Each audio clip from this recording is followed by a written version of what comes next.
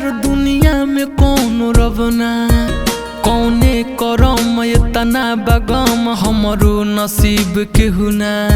दुनिया तोहार हमर तैयार टूटल बेजार सपना। ना केहू खास ना केहू पास ना कहीं के अपना। अनजाना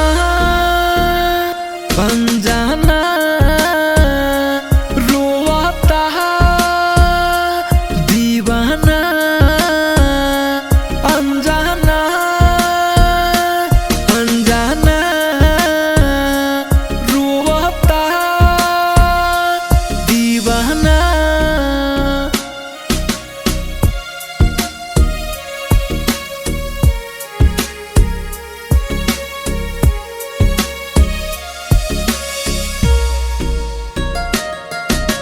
प्यार के दरिया में डूब गईनी उनका हम सहारे।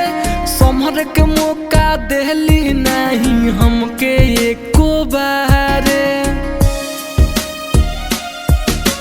प्यार के दरिया में डूब गईनी उनका हम सहारे।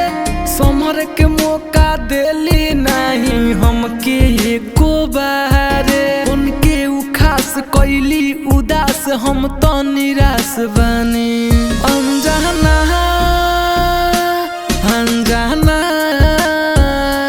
रोता दीवाना। अनजाना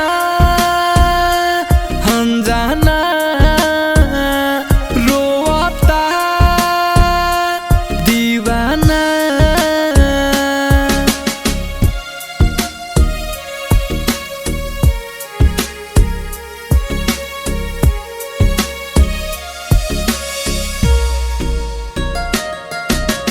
राइटर जीतेश कहत रहले पूरी नहीं आस हो।